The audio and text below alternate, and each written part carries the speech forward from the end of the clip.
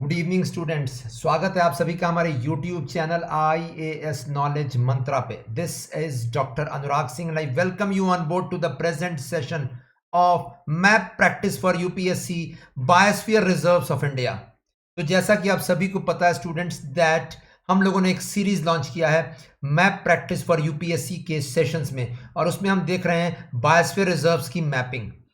And in this series we have already completed a number of biosphere reserves. हम लोगों ने finish कर दिया है along with flora, fauna, location details जो यूपीएससी और अदर कॉम्पिटिटिव एग्जामिनेशंस में पूछे जा सकते हैं। And let me tell you, ये सीरीज बहुत इंपॉर्टेंट है।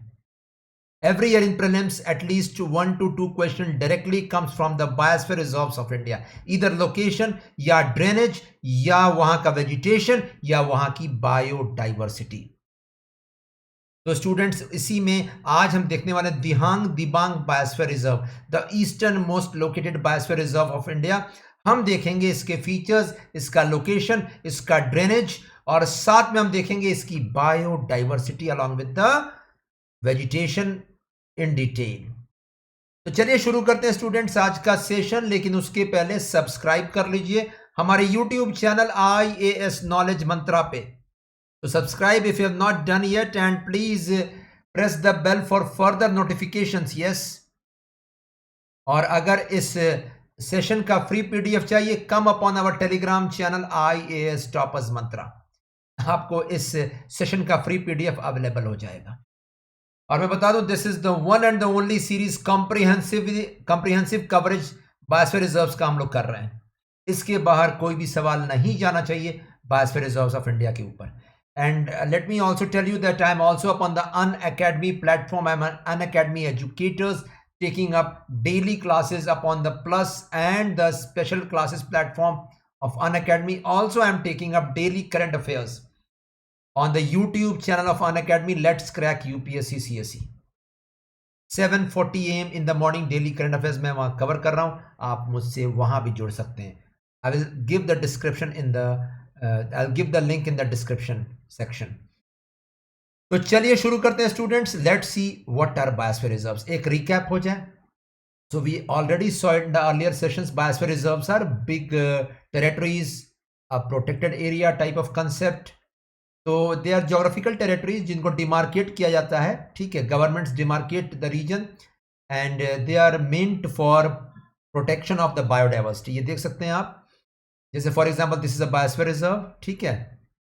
और आप देख सकते हैं इसके अंदर जोनेशंस हैं, different zonations. Core area is the interior area, you can see this area is the core area. उसके बाहर का एरिया बफर जोन, देखिए ब्लूइश कलर बफर जोन।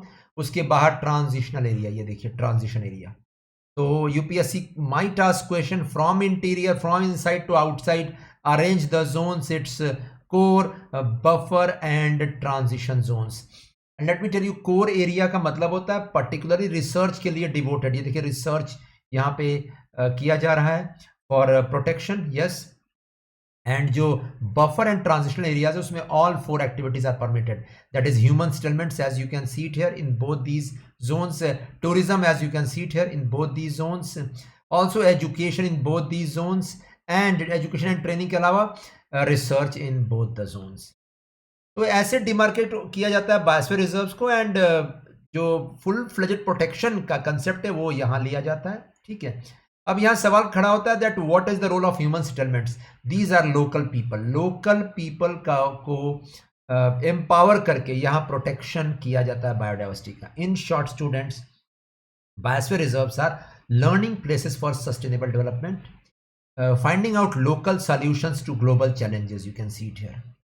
तो ग्लोबल चैलेंजेस क्या है? Biodiversity depletion, plants and animals का depletion, और उसके लिए लोकल सॉल्यूशंस, कैसे लोकल तरीके से कंजर्वेशन किया जाए। इन शॉर्ट, लोकल जो लोग वहां रह रहे हैं, the local people are living there, they should get empowered, they should go for sustainable use of the biosphere reserves, also they should protect the biodiversity. और ये biosphere reserves across the world, all the countries demarcate it, and they also nominate these biosphere reserves for to UNESCO का full form देखिए, United Nation Educational Scientific and Cultural Organization. इसका एक program है students, man and biosphere program. तो इसमें nomination के लिए भेजते हैं सारे countries after demarcating the biosphere reserves for what, for inclusion in the list. तो मैन एंड बायोस्फीयर प्रोग्राम, ये देखिए दिस प्रोग्राम यूनेस्को का प्रोग्राम है। This is the list of those biosphere reserves which are funded by UNESCO. लेकिन इसके लिए specific criteria है, tough criteria है और उसको सेटिस्फाई करना जरूरी है। So not all biosphere reserves of India are upon the UNESCO man and biosphere program. तो इंडिया ने डिमार्केट किए बायोस्फीयर रिजर्व्स, उसमें से कुछ some have found their way in this list. That's it. So in short, students, you can see the biosphere reserves are the largest protected areas, focusing upon the biosphere, the ecosystem conservation पे focus है यहाँ. Yes, including food chain, food web, biogeochemical cycling. ठीक है, तो एक पूरा system conservation concept यहाँ demarcate किया गया है।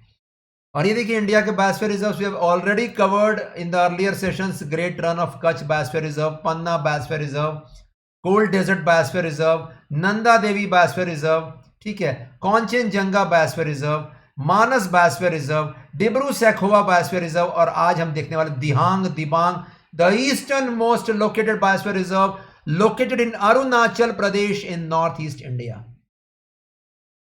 तो अरुणाचल प्रदेश में लोकेटेड। और देखिए यहां से सवाल यूपीएससी ने पहले पूछा हुआ है, will be seeing the question also.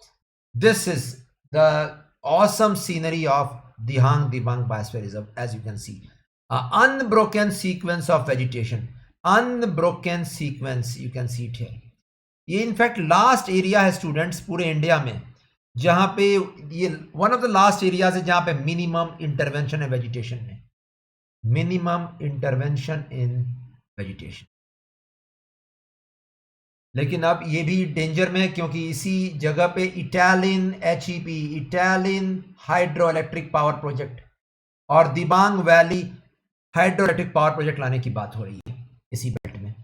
अभी रोक लगी हुई है इटालियन पे, अभी रोक लगी थी last year. The news came up, Italian HEP was stopped, the stay was put by the court. Yes, you can see it here. तो चलिए देखते हैं दिहांग दिबांग बायोस्फीयर रिजर्व। दिहांग दिबांग और दिहांग Dibang is a biosphere reserve located in Arunachal Pradesh in this belt. It's spread in 3 districts. Dibang Valley in fact upper Dibang Valley है and lower Dibang Valley. ठीक है। Now why is this name Dibang coming up? Because it's a river, it's a tributary. ये एक नदी है, river है, tributary है Dihang river की। और ये दिहांग रिवर कौन सी है? Dihang river is the same river which is known as Brahmaputra in the plains, that's it.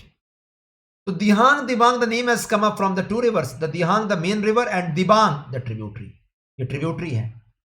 तो upper Dibang valley, lower Dibang valley यहां पे, और साथ में अपर सियांग यहां पे एंड वेस्ट सियांग, ये पूरा बेल्ट स्टूडेंट्स इस बायोस्फीयर रिजर्व से कवर्ड है, दिस होल बेल्ट। तो यू कैन सी इट है। इन शॉर्ट ये पूरा बेल्ट यहाँ पे ईस्टर्न बेल्ट ऑफ हिमालय है and to be more exact Mishmi hills, yes Mishmi hills of eastern Himalayas में ये लोकेटेड है Dihang Dibang biosphere reserve. And inside this biosphere reserve there are number of national park and sanctuaries. Yes, national park and sanctuaries are small protection areas, ठीक है। और उसमें से 2 जो national park and century हैं जिनका नाम लेना जरूरी है, one is Mouling national park, ये वेस्ट सियांग डिस्ट्रिक्ट में है, and Dibang wild life sanctuary. So this question can come in UPSC, Mouling national park is located in which biosphere reserve? It's Dihang Dibang, ठीक है। और Dibang wild life sanctuary is located in which biosphere reserve? Dihang Dibang, ठीक है। ये देखिए Mouling national park, ये देखिए upper Siang and west Siang, ठीक है, एंड ईस्ट सियांग डिस्ट्रिक्ट्स में यहाँ पे located this whole belt Mouling national park and this you can see it here, it's a part of Dihang Dibang biosphere reserve. और ये मौलिंग नाम क्यों पड़ा? Because of the Mouling peak located, Mouling peak is located in this belt, yes. और Mouling peak word कहाँ से आया है? Mouling word means red poison, you can see it here, written out here. It means red blood which oozes out from the trees, red blood type का, ठीक है, एक liquid जो ooze out करता है, इस लिक्विड को लैटेक्स, रेड लैटेक्स भी कहते हैं। Yes, so Mouling National Park is a part of this, and second Dibang Wildlife Sanctuary, as you can see it here, Dibang Valley में, upper Dibang Valley में and lower Dibang Valley में located, ये देखिए specifically upper Dibang valley में located है, you can see it here, upper Dibang valley में Dibang wild life sanctuary, one of the 8 wild life sanctuaries of Arunachal Pradesh, और इसमें रिच इन वाइल्ड लाइफ, ये भी एक पार्ट है Dihang Dibang biosphere reserve. And this region is very famous for flying squirrels, हम देखेंगे अभी flying squirrels. Yes, we are going to see it here. एक सवाल यूपीएससी पूछ सकती है, UPSC can ask this question, flying squirrels are a part means are found in huge numbers in which biosphere reserve, it's Dihang Dibang. तो आइए देखते हैं दिहांग Dibang biosphere reserve. ये देखिए river and this unbroken sequence of vegetation, this is the whole region, this is Mouling national park, ये देखिए upper Siang, west Siang and east Siang districts, and this is Dibang valley sanctuary. ये देखिए, तो ये देख रहे हैं आप, ये तिब्बत चाइना के बाउंड्री पे है, ये this is the located on the boundary with China. Yes, and you can see it here. Drainage देखते हैं रिवर्स कौन कौन सी फ्लो करती हैं। As I told you, Dihang is the main river, Dihang river, you can see it here, finding its way coming from Tibet, वहां तिब्बत में it's known as Tsangpo, you might have heard the word Tsangpo या Yarlung Zangbo. Yes, it is the same river which is known as Brahmaputra in Assam. इसका इसी river का नाम ये सांगपो है तिब्बत में, या यारलुंग जांगबो इन तिब्बत, ठीक है। And you can see it in the atlas, it enters India under the name of Dihang, and when it descends down in the plains, जब ये प्लेन्स में आती है, यस, यहां एक जगह है सादिया, सादिया में जब ये प्लेन्स में डिसेंड करती है, it's known as Brahmaputra river. और देखिए इसकी एक ट्रिब्यूटरी है, one of the tributaries is Dibang river, one tributary is Lohit river, one tributary is Dibru river. आपने ये डिब्रू लोहित रिवर आपने पढ़ा हुआ है in Dibru Saikhowa biosphere reserve. तो I suppose that is pretty clear. Dihang Dibang नदी के नाम पर, ड्रेनेज के नाम पर पड़ा है इस बायोस्फीयर रिजर्व का नाम। So let's see the Dihang Dibang system. Dihang या the Brahmaputra river system enters into Assam plains near Sadia, the river Brahmaputra. After Sadia, it is known as Brahmaputra.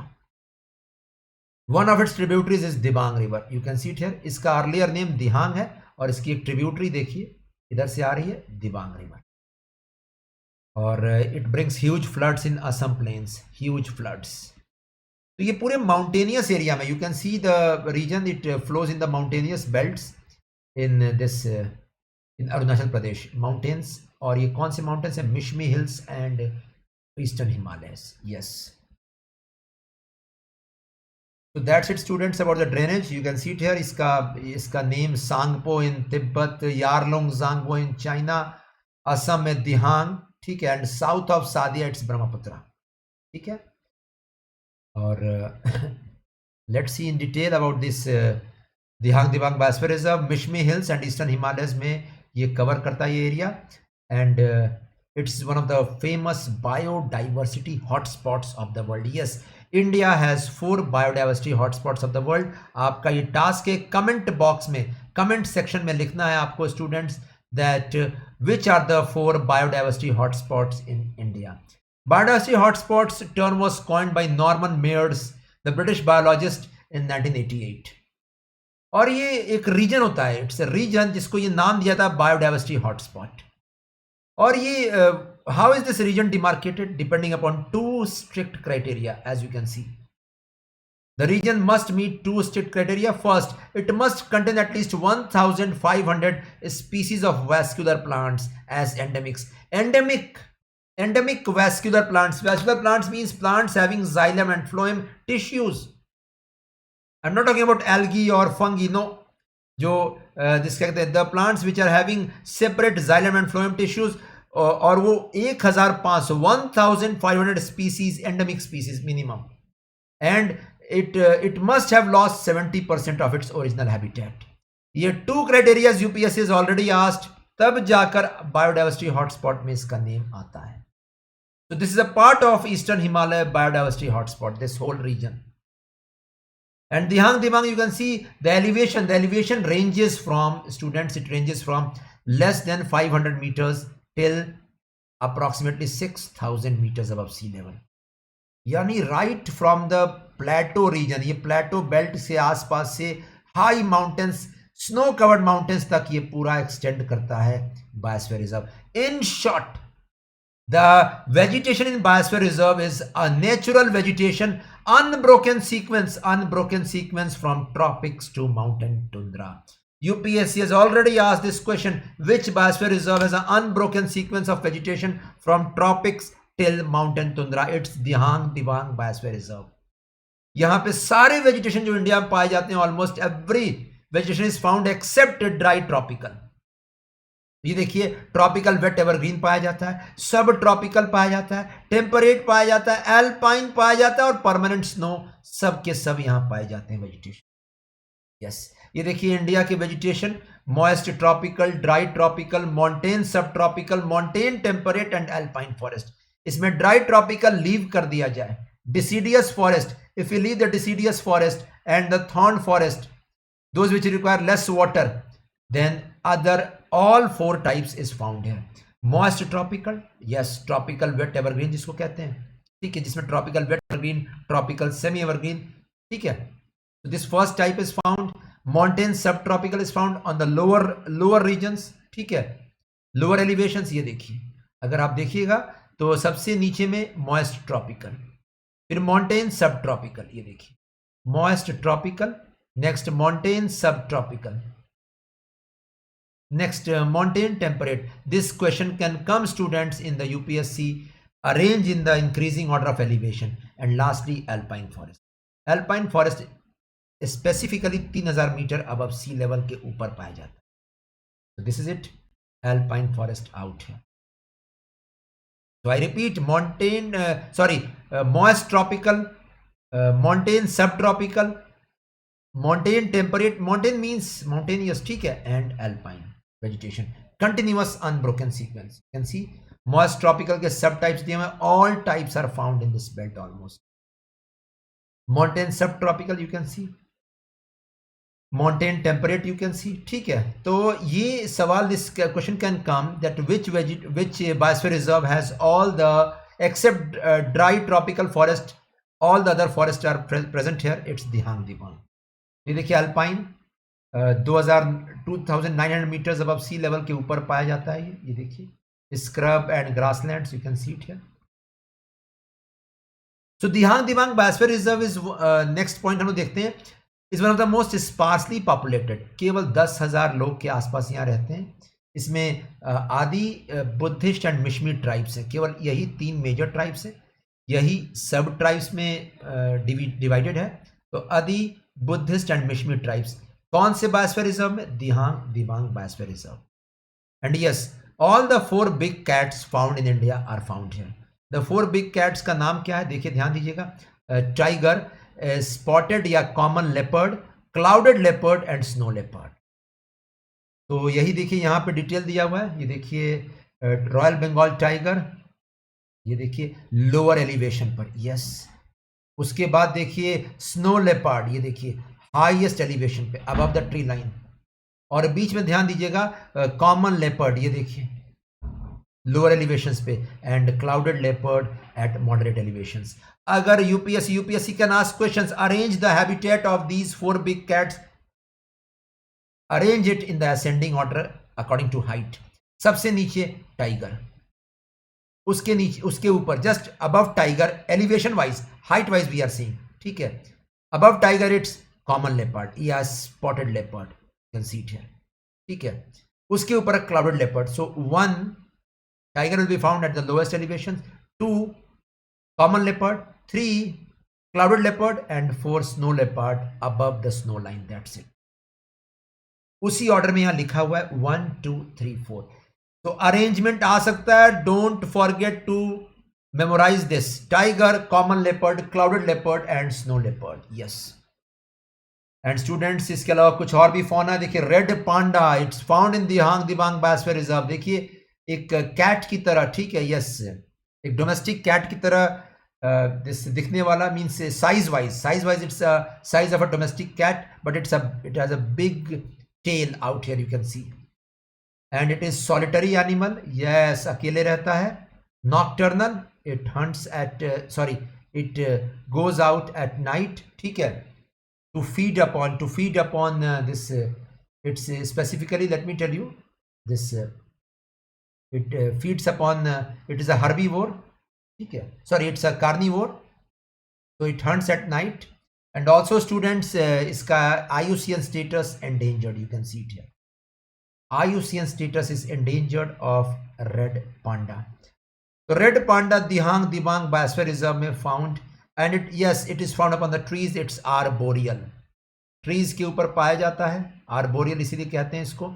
Solitary है, nocturnal है, ठीक है, और endangered IUCN status.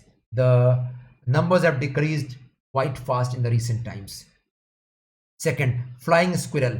Mechuka flying squirrel and Mishmi flying squirrel. You can see it here. They are also nocturnal. You can see it here. Nocturnal. Yes, they are omnivorous. Yes, students. And they hunt or they go for food in the night. And they are found at elevations. So 1500 meters above sea level के ऊपर ये पाए जाते हैं. 1500 meters above sea level से लेकर लगभग 3000 metre above sea level they are found. And सबसे बड़ी बात है flying squirrel. Why are they known as flying squirrel? Do they fly? They don't fly, but they glide. Yes, they have a organ. ध्यान दीजिएगा. They have a organ जिससे इनको gliding में help मिलता है. Gliding means a very long jump. Yes, and the name of the organ is patagium. Patagium is the name of the organ. This can come. What is the name of the organ? What is the name of the structure which helps the flying squirrels in flight or glide? It's a membrane-like structure known as patagium, और ये attached होता है students right from the ankle to the from ankle to the wrist. Yes, in short it's like a feather type of thing. Structure है, ठीक है, और flight लेने में हेल्प मिलता है. पैटेजियम आ सकता है फ्लाइंग स्क्विरल्स में, पाया जाता है मेचुका एंड मिश्मी में. Both are found in Dihang Dibang biosphere reserve. Next है Mishmi takin, endangered status as you can see. Mishmi takin it's a type of goat, ठीक है, गोट और एंटीलोप के बीच का है. And endangered status it's herbivorous. And it's found in Dihang Dibang biosphere reserve, also in China, also in this Southeast Asia to some extent, and Bhutan and China along with India. Mishmi takin. इसके अलावा students, you can see binturong. Binturong is carnivora. It can also convert into it can also become a herbivorous. So generally इसको omnivorous भी कहा जाता है because of this.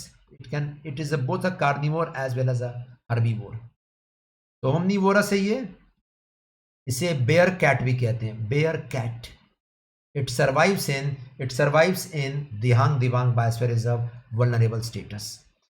तो binturong के बारे में केवल इतना आएगा कि binturong is found in which biosphere reserve, it's Dihang Dibang. Okay, next great Indian hornbill, a very very common bird in this region. Great Indian hornbill in fact is very common both in Western Ghats, as you can see it here in the map, and out here in the northeastern belt also, you can see it here. Great Indian hornbill vulnerable status है इसका, and it is the state bird of Arunachal Pradesh and Kerala. Very very important. Hornbill ऐसे भी 9 species of birds हैं, उसमें great Indian hornbill सबसे ज्यादा famous है. अरुणाचल प्रदेश और केरला का ये स्टेट बर्ड है. Very very important status, vulnerable. This you will have to memorise. This bird is very important. Great Indian hornbill found in Dihang Dibang biosphere reserve. And next students, clouded leopard, as you can see it here. अभी हम लोगों ने देखा found at moderate elevations. Yes, above royal Bengal tiger. Royal Bengal tiger सबसे नीचे पाया जाता है एलिवेशंस में, उसके ऊपर कॉमन लेपर्ड, उसके ऊपर clouded leopard at moderate elevations. Yes, and vulnerable status IUCN, it hunts at night, it's nocturnal. Yes, And lastly, Himalayan Siro. Himalayan Siro, we covered it in Manas Biosphere Reserve. We covered it in the Cold Desert Biosphere Reserve and Nanda Devi Biosphere Reserve. It is also found in this belt. Himalayan Siro. A Himalayan mammal somewhere between a goat and an antelope. Yes. गोट और antelope के बीच का 2000 से 4000 metre अब सी level ये पाया जाता है and it is also found in Dihang Dibang biosphere.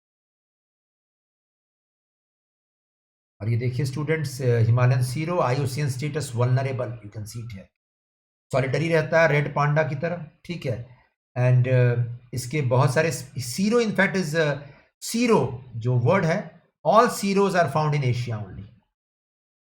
उसमें ये आप देख सकते हैं मेनलैंड सीरो जिसकी बात चल रही है अभी। So this is it students, I suppose it's pretty clear. Himalayan Siro vulnerable, Dihang Dibang mein it is found. Clouded leopard is found. Great Indian hornbill is found. Binturong is found. Mishmi Takin is found. Flying squirrel, the most important topic of Dihang Dibang Biosphere Reserve. Red panda is found, yes, and 4 big cats out here as you can see. और इसके अलावा vegetation सबसे ज्यादा unbroken sequence सारे vegetation का इसी biosphere reserve में। So this is the most diverse in vegetation amongst all the biosphere reserves of India, and we also saw the drainage system of this biosphere reserve. With this, I will end the session. I hope you enjoyed the session. Please don't forget to mention the 4 biodiversity hotspots in India. And अगले session में हम देखेंगे Nokrek Biosphere Reserve in Meghalaya, in the state of Meghalaya. So that was it. The question of UPSC या दूसरे competitive exam में जो questions आएंगे, it should come from these portions only. यहाँ से बाहर कोई सवाल नहीं जाएगा. So that's it. And come upon the Telegram channel IAS Toppers Mantra to get the PDF of this session. With this, I will end the session. Namaskar, Dhanyavad. Take care, students. And yes, don't forget to share and like the video.